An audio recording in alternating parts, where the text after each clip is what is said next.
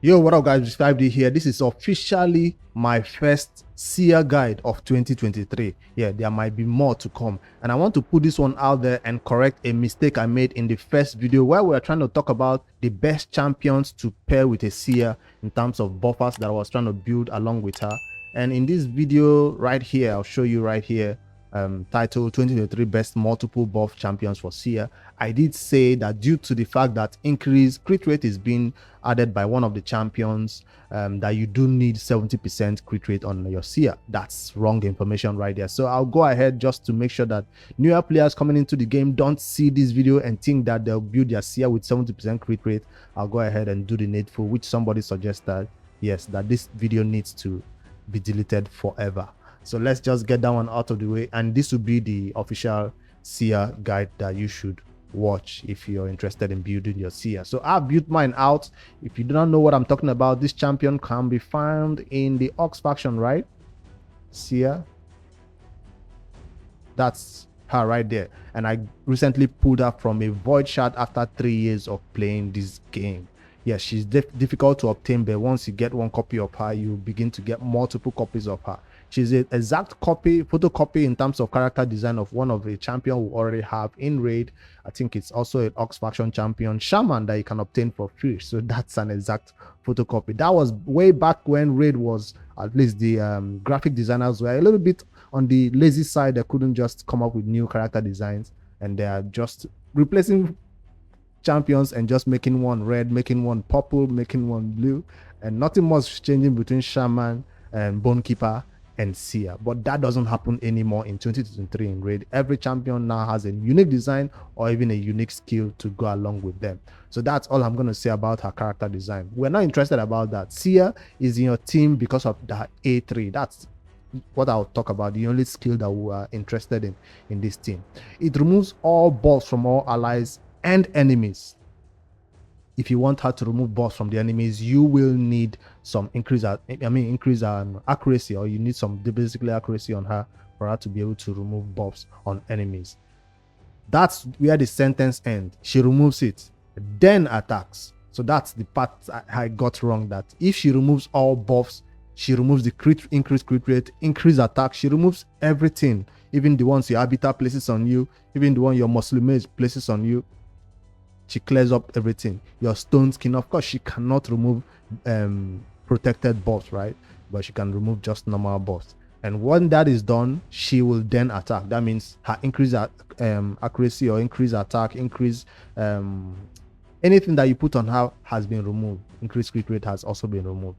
So that's what should be known. Why does this hit so hard? Is because this damage is based on enemy max HP plus how many buffs are removed, right? So it takes into account how many buffs you actually place on your allies or the enemies have on them, and that's the amount of damage that will be dealt to the enemy. That's why it's one of the highest damage dealing ability you will find in this game up till now. Although she's been in the game for a long time, there's no other champion that has come up that can do something as similar like her. There's no champion like Seer. Else you see people using a different champion in their wave clear for dungeon contents, but that's not happening because if you do not have a Seer, you rely on poison explosion teams, place your Cavalax and all those champions who place a bunch of poisons, and then somebody like an Eleanor or a Xavier goes in there and explodes it. That's the two ways people use to clear wave content or dungeon content. Wave in just 2 seconds, 3 seconds, and they're on, or even 1 minute, they're on to the next wave and onto the boss. Seer doesn't have much utility when it comes to the boss besides using her A1 to just hit and, you know, get her some War Master or Giant Slayer hit, or even depending on what you build on her for masteries. I'll show you my masteries on her. And she also comes in there sometimes with this and weaken, in case against the boss you don't have anybody doing the weaken for you. She can come in there and place weaken, and then some increased crit rate for your allies when you're against the boss. Against the boss now, you might not want her to be using her Karma Bond. So usually against the boss, most will turn off the Karma Bond because there are buffs out there that are keeping you alive. Maybe increase defense, maybe block, debuff buff, or even revive on death. So you don't want Seer coming in there and using a Karma Bond to cleanse it. and then the boss begins to do some damage towards you. Depending on which boss you're up against, though, that will determine whether you want to turn this one off or not. Seer has a resistance aura, which is not often used. You need somebody else in the leader slot. So that's this champion's skills, in case you're living under a rock and you don't know what she does, or you're just obtaining one for the first time like I did the other day and I didn't know much about her until you guys told me all about her in the comment section in that video. All right, let's see how I built her correctly this time instead of that wrong 70% crit rate build. My Seer is now rocking a full 100% crit rate, which is what you need, and that is right here. After looking towards what other people are building on their Seer, everybody seems to agree in the raid community that Savage set is the best set for you to put on her. So if you're coming into the game, you've not started farming the Fire Knight, obviously you don't have Savage sets. That's why most people tell you that at the early game, if you're a month or even 6 months into the game, you should not build your Seer. That's what most people recommend, because you might not need you might not have the gear in terms of the crit damage glove with crit rate requirements to make her do as much damage as possible. But we've seen tests out there of some content creator putting out content that shows Seer taking out a bunch of wave with a bunch of buffs on the allies and all that with just no gear on her. So it's very possible for these champions to still do high damage if you can put a bunch of buffs on all your allies. So we're talking 3 to 5 to 7 buffs. If you can make that magic happen, go along and do that. So I'm saying Savage set is important for high end content. I'm talking about Doom Tower hard, talking about dungeon hard wave, because we now have the hard dungeons, not just dungeon 25. Yes, you could walk right there, but if you're looking forward to higher content, higher mod damage, that's where Savage set comes in. If you're a newer player just looking to beat dungeon 20 content, Savage set might not be where you need to put on her. Why am I discouraging you from using Savage set? Because some people might just build a Savage set and end up with 50% crit rate and 150% crit damage because it's Savage set. That's a wrong build for Seer. Make sure you get your crit rate to 100% before you begin to focus on any particular sets that you want to use in the early game. Heck, you can even run what do you call this? Crew set. That's what I'm talking about. Savage and crew. You can even run Savage if you don't have crew, because I was really referring to crew set right here. This is the one that ignores damage. Where is it? Where is this? Crew. You can add crew. It ignores a little bit of damage in the early game, so you can put this on her because it does have 5%. Where is it? 5% ignore damage. Run 3 sets of this, which you can obtain from that early brutal or nightmare boss, and get this small ignore defense going up for you. She does not do a lot more with attack, so you might not want to stack up attack on this champion. So you might want to go for pieces that have both crit rate and crit damage set instead of pieces that go with attack like that. So I'm looking for one that will be an example. Like this one will be example. It's not just focusing on attack, it's focusing more crit rate and crit damage. So that's might be the early game sets. So is there any other damage set that you might want to put on your Seer? I don't think so. Just go Savage, just go crit damage, and just go maybe crew for early game. So that's the best sets for her. Anybody else who is building their Seer with maybe triple set of speed and triple set of accuracy, good luck to you. Seer does work in an offset like that, as long as you can meet the accuracy requirement or the crit damage requirement or the crit rate requirement. So for end game, what did I build on her for my total stat before I show you each individual piece is 174 speed. That's low. Yes, I know. I just want her to take 1 turn in the first wave, take 1 turn in the second wave, and my Seer is kind of useless against the boss battle herself. So she does have a mastery that can boost this speed you see right here by an additional percentage. We'll take out that mastery. So this is by the end of the battle, after fighting wave 1 and wave 2, and she gets to the boss, she does ramp up in speed with the help of that mastery. It does have a cap though in the speed that she can obtain. HP is another thing that you might need in this champion, so she doesn't just fall flat at the first hit of the Fire Knight boss or at the first breath of the dragon poison. She doesn't need to be the first to go down like you build normal nukers in the arena, right? You don't want to make her so squishy that you focus a lot on crit rate and crit damage that you decide not to give her high HP and defense. Right there is 20k will be too low, 30k might be too low, so aim for around 40 to 50k or even more HP and defense. 3k defense will be adequate right here. I'm a bit low in terms of the defense department right here. Check out my crit damage, which is the bread and butter of this champion. Crit rate is well above 100. I didn't even want 99 crit rate because I didn't want it that 1% chance that sometimes you don't land your crit, somebody else survive, or 4-5 champions in the enemy wave will survive that big nuke if that crit rate does not land. Or Seer is void affinity champion, so should not be getting that weak hit, right, from affinity champions. So you shouldn't let that 3% stop you. Make sure you boost up to 100% crit rate on this champion, and as much as you can with the crit damage. I went for close to 300 crit damage as I could. That's why you see me running two or one set of that crit damage set right there to just boost a little bit of my crit damage that the glove and the amulet could not give me. Accuracy is another thing that I try to focus on. Now if I sacrifice my accuracy at all and give up 100 accuracy, I might be able to push this to over 300, right? Or maybe a speed over 200. But people did say it's better for you to just give her some accuracy so she can land that weaken at least against the boss for some content where you don't have a Lydia going along with her, right? Sometimes Lydia is not always in the team with a Seer to land the weaken on the boss. So that's the content where you might need accuracy for her to land that weaken on the boss. That's not the only reason why you need accuracy though. Against some bosses in the Doom Tower or some wave in the Doom Tower that does put buffs on themselves, right? Those Sifi and Rotos wave, like they put a bunch of buffs on themselves, and Seer just comes in there and uses their own buffs against them and strips them off and nukes them down.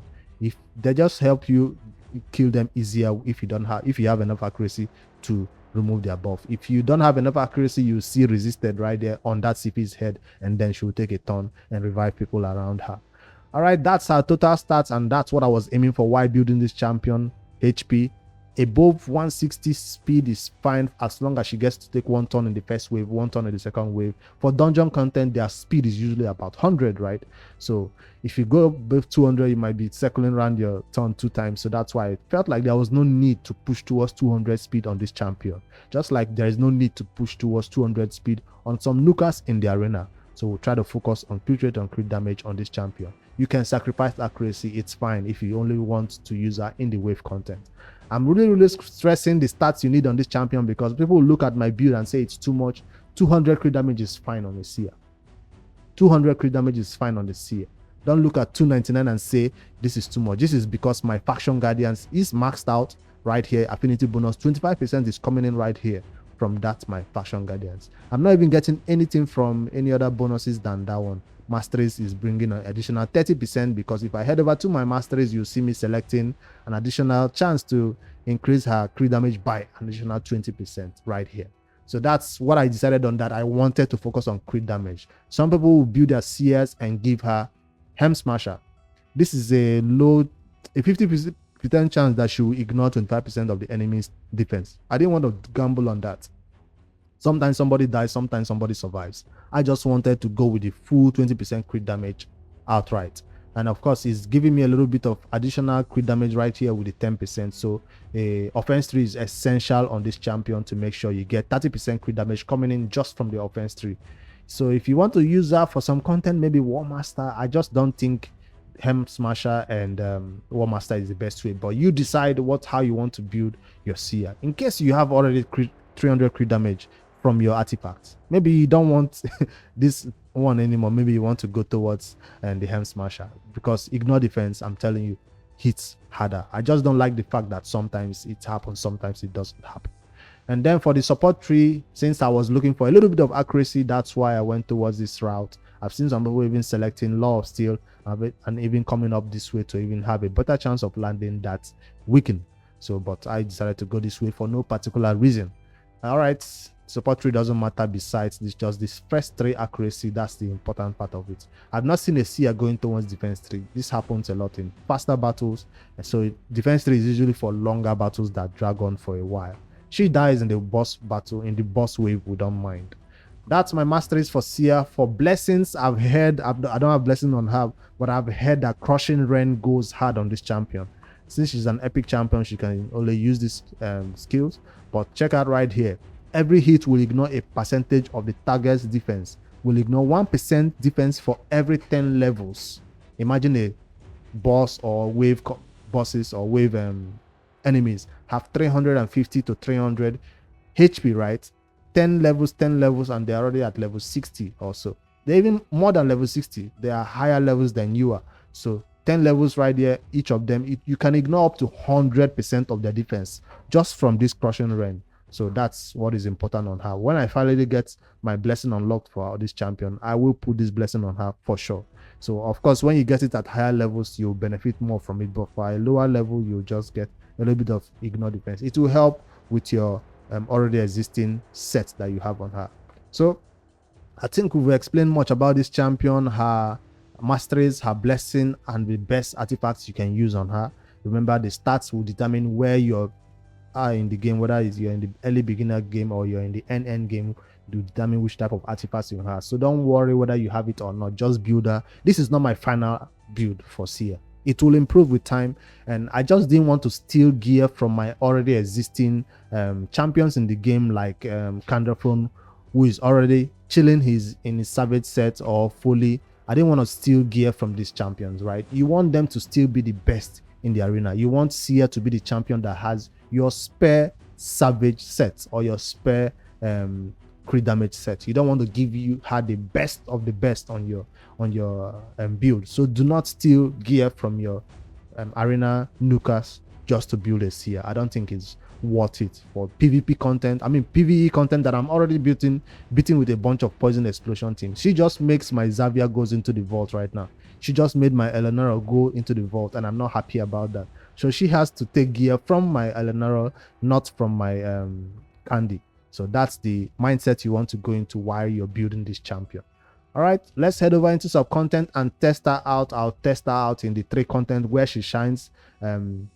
Dragon, Fire Knight, not Ice Golem. Dragon, Fire Knight, and Doom Tower hard. So that's the 3 places we'll test this champion in. She doesn't belong in the spider.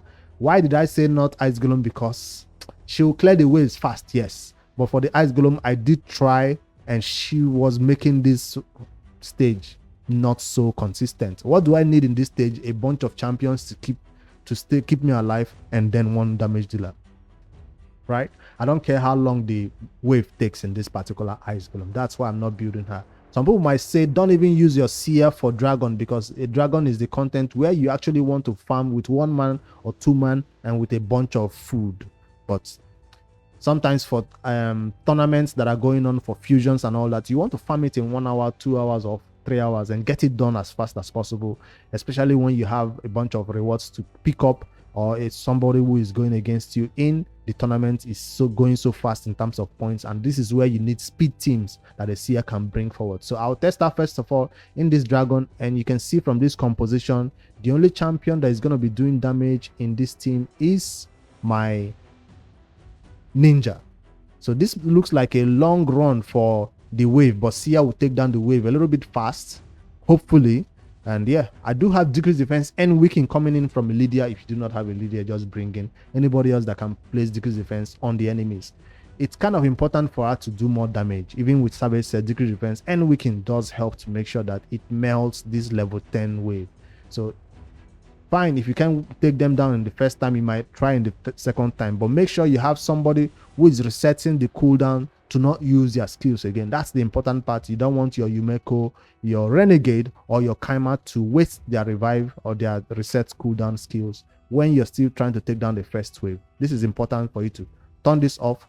And of course, my Lydia is going in with her decreased defense and weaken at the start of the battle, and then she will not use it again until the second wave, where she's not even allowed to use this, and then on the 3rd wave she can use whatever.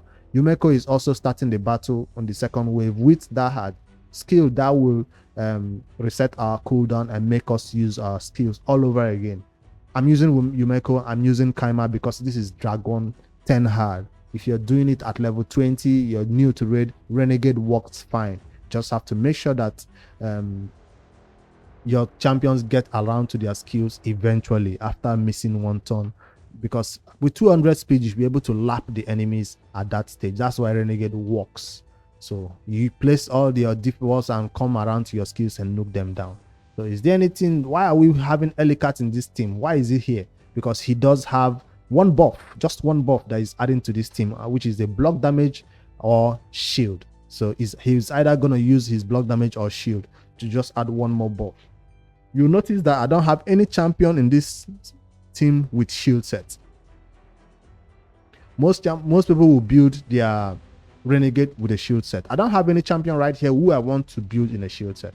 So if you do have, whether it's a Brogni, whether it's somebody else to add to more buff that Seer will strip, so the more buff she strips, the better.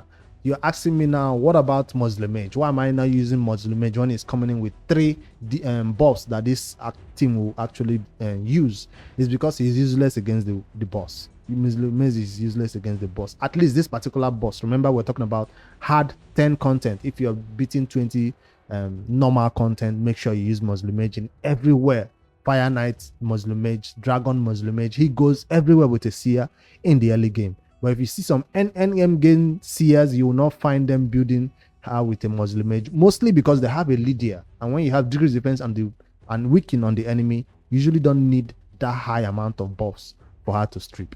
But if you just relying on her to just take down the enemies without a Lydia, I will replace Lydia with Muslim Mage and she will still do the same damage. I'm just having Lydia right here in this team to place decreased defense and weaken on the boss to help me take it down faster with Ninja. I think I've explained this run in this particular dungeon, and I will not explain it further in the Fire Knight. We'll just run down all the way to the end. So remember, this team might not work for you. You have to make changes and adjustments, and Seer is about 400, 500. I'm not looking for 2 million damage, but that's high amount of damage. Let's see it again in the second wave and see it in slow motion in 1x speed and see what actually happens. They go into the battle. My champion resets the cooldown of their skills. Decreased defense and weaken has been placed on everyone. I have 3 buffs on me right now. 1 more on that champion right here. Ninja is gonna lose 1. He did lose 1, but it's still enough for me to do 500 to 300 damage right here. Which champion in Raid Shadow Legends wants to survive 500k damage? Even if there's those champions in the wave have high HP, high defense, we know all that, but they are not surviving it right here. So I'm waiting for this champion to place, what's her name, Yumeko, to place her Hex on the boss. That will help me a lot, because once she places Hex on the boss, whenever he's doing this poison to us, he gets the poison on himself. So if you're going to use a Kaima, you need somebody else to place that poisons, like a Mitrala Lifebane. So Mitrala Lifebane might be a champion you need for your team to help you place that poison. Right now, I'm not getting poison on him. Finally, the Hex. This is how I'm going to kill this boss, with Hex. So he just took down one of my champion, but no problem.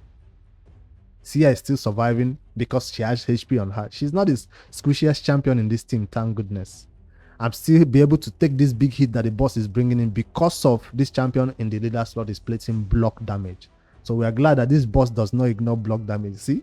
So block damage is the only reason why I'm surviving right here. Now, if I didn't want to use this champion in the leader slot, I'll bring my, what's her name, Duchess.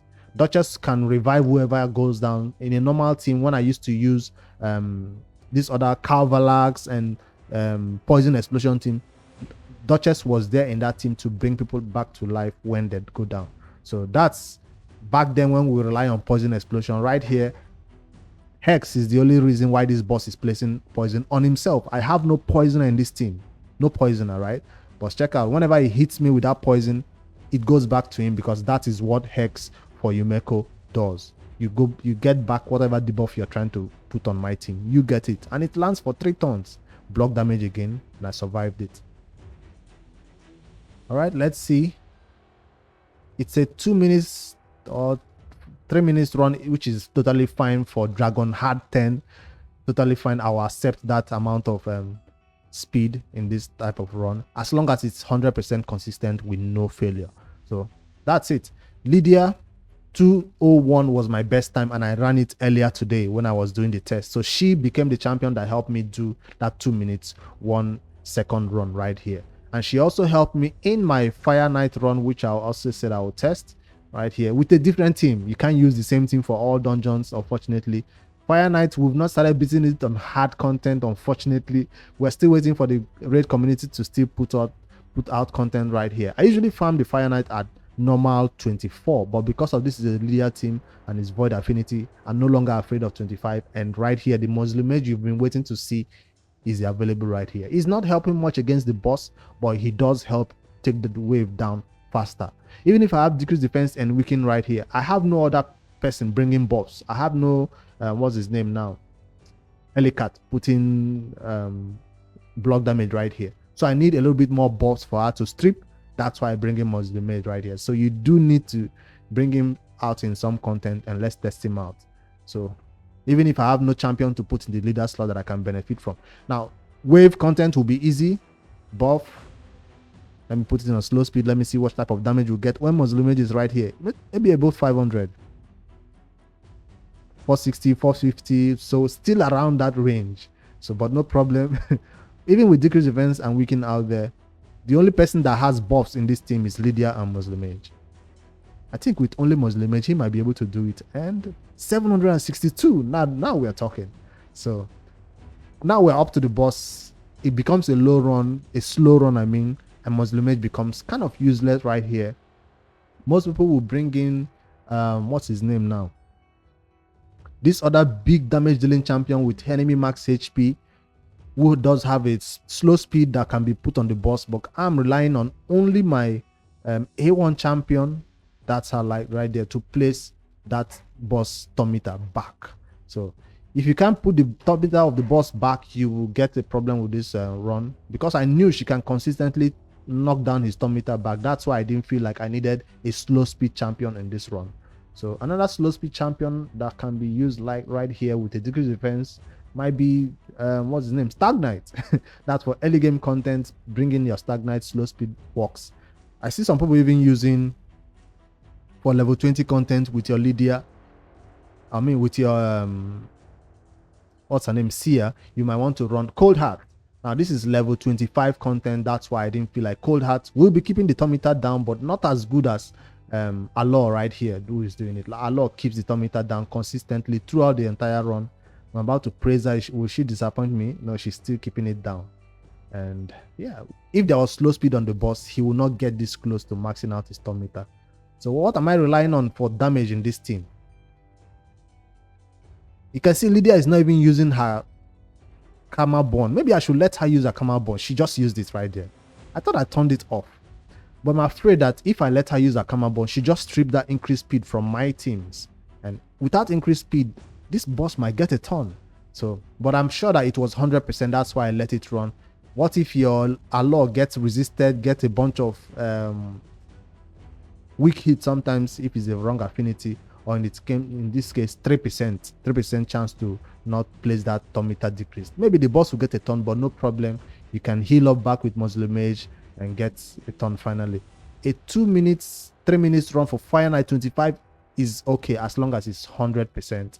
And we have this dude right here making sure our skills come back again and we use it again and again. Turn meter down, and the battle is successful without the boss taking 1 turn. 264 damage coming in from Seer. So she does help me in the Fire Knight 25, and this will be my new Fire Knight team that I run. So these are the 2 content. One more content before we end this video. If you're an end game player, or even if you're early game, you started beating the Doom Tower, you have your Seer, bring her in here. I tested her in the highest level of this Doom Tower, hard wave, and check out the time right here. I'll put it in the best teams and show you my time that I did on my team right here. 44 turns with a Seer. I've never gotten this high amount of, because she took down wave 1 so fast, took down wave 2 so fast, and I'll show you how the content. I just wanted to show you the best teams all have a Seer and a Lydia. Seer and a Lydia. Seer and a Lydia. So that's like high end game content. If you're not right at that stage, you can just put in somebody with a decreased defense and get it done. Let's run it and see how it goes. You always have somebody who is there to reset the skill. In this case, I'm using a Kaima to reset my skills. Do I have this on auto? I'm not sure I put it on the auto. Let me just do it manual so they don't use their wrong skill. I'm on slow speed so I can look at it. Duchess in this case is adding 2 more buffs for us, right? So we have a total of 5 buffs. Is this champion gonna lose 1 more buffs? I hope not. I'm not trying to do a fast run right now. She lost 2 buffs, so no problem. We have 5 buffs, 5 buffs, 5 buffs, 5 buffs right here, and 3 over here for Seer to just come in and melt everything. Totally melted. Even Doom Tower had highest level, so against all those wave that is so difficult to deal with, I'm talking about that guy that places block revive. I hate that dude on these Doom Tower waves. Even at this stage, when I've been fighting Doom Tower for multiple sessions, I still find it difficult to get through that stage. And Kaima will come in here, reset us, and we'll do it all over again. So wave 1 and wave 2 is not a problem, but when you get to wave 3, you have to wait until your skills come back around, and that's where the problem is. And melt wave 2 also. Some people say don't even melt wave 2 as fast as possible. Now my skills are so far off cooldown that I have to wait until they can come up. But these enemy waves might get a ton, might cleanse hit, but once my Seer gets to do that big hit again, it's over. So let's see how long it's gonna take. This time I did pause or take it slow. That's why it's gonna take obviously a longer time. Some people might die. They have big nukas right there, but I have a reviver in this team just to make sure that anybody that dies comes back to life. Even my Seer might go down in this wave. But the main thing is that wave 1 that used to be a problem, wave 2 that used to be a problem, totally get melted. And then you can come back around to your skills from wave 3 and get it done. Most people will have 2 champions in their teams who can reset the cooldown. I might bring in a Seer, I might bring in a Prince Kaima and also bring in a Yumeko. So that might be able to help me get this done faster. So I don't have to wait this long to get my skills to finally come around. So if I come into this third wave, this final wave, maybe my Kaima will reset the first wave while my Yumeko resets the second wave. That's something I might do and get this run faster, because you can see that 2 champions right here that I don't need buffs from. Maybe I need buffs from the Lady Kimi. I'll replace Lady Kimi, or even my Duchess. I don't think, but she does bring 2 buffs that I need, increase attack. I'll figure it out. All I know is that this is the faster run, and check out right here, best time 38 runs, and I'm even climbing higher in the leaderboard for champions who have beat that particular stage. Let me see where I am right now. For at least for my clan, from 8th position to 7th position. It's not something I hope to get better at. I just want to get Doom Tower content done at a faster time. So that's my Seer final build for Seer for now, for 2023. This is not a champion. I hope to revisit her build every 2 months or so. My best Savage set will still go to my Arena Nukas, but later any sets that are just lying right here in my inventory will go to my Seer. And yeah, she's worth building, worth going for. During a 2x on Void is the best time for you to pull shards, for you to hopefully get a Seer and get dungeon content solved at a faster time.